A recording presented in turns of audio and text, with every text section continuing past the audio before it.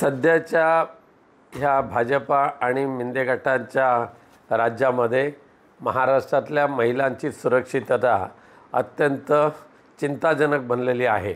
संपूर्ण महाराष्ट्रातल्या प्रत्येक जिल्ह्यामध्ये दररोज एका ना एका महिलेवर अत्याचार होतोय, त्यांचा हत्या केली जाते, बलात्कार केला जातोय आणि जे स्वैराचारी लोक आहेत त्यांना आता कायद्याची भीती राहिलेली नाही आणि म्हणूनच आज महाराष्ट्रातल्या महिला अत्यंत असुरक्षित राहिलेल्या आहेत आणि त्यांचं रक्षण करण्याची जबाबदारी ज्या सरकारवर आहे ते मात्र बेफिकिरी वृत्तीने वागतायत।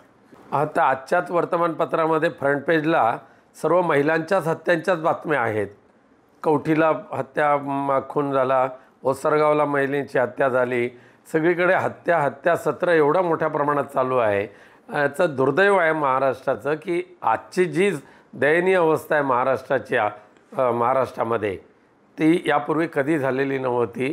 कारण याचं कारण असं आहे की भ्रष्टाचारी राज्यकर्ते जे आहेत हे त्यांचा प्रशासनावर वचक राहिलेला नाही आणि म्हणूनच आज सिंधुदुर्ग जिल्हा असेल किंवा रत्नागिरी जिल्हा असेल हा गोवा बनावटीची दारू म्हणा किंवा ड्रग्ज म्हणा यांच्या पूर्ण जाळं विणलं गेलेलं आहे आणि त्याच्यातून ह्या जिल्ह्यांची सुटका करणं हे एक आव्हान पोलिसांसमोर आहे, पण ते दुर्दैवाने अपयशी ठरलेले आहेत। त्यांची नेहमीची ती स्टंटबाजी आहे ती।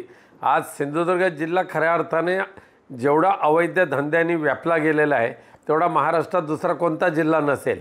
गोवा बनावटीच्या दारूचे तर सिंधुदुर्ग जिल्हा म्हणा किंवा अत्यंत दोडामार्गपासून ते खारेपाटणपर्यंत ड्रग्सच्या एवढ्या मोठ्या प्रमाणात तस्करी होते, पण आपले पालकमंत्र्यांनी केवळ डरकाळ्या फोडायच्या पण प्रत्यक्षात कारवाई काय होत नाही। हे जे बाडगे आहेत हे असंच म्हणजे इतर पक्षातून कोणाला ना कोणाला घ्यायचं आणि आपला पक्ष वाढवायचा हाच त्यांचा धंदा आहे। वैभव नाईकांसारखा निष्ठावंत आणि कडवट शिवसैनिक ह्या भरत गोगावलेंसारख्या गद्दारांच्या तावडीत सापडणार नाही याची आम्हाला खात्री आहे।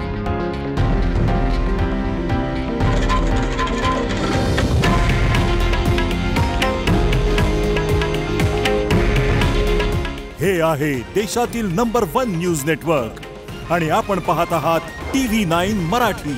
काळजी तुमची, हित महाराष्ट्राचं।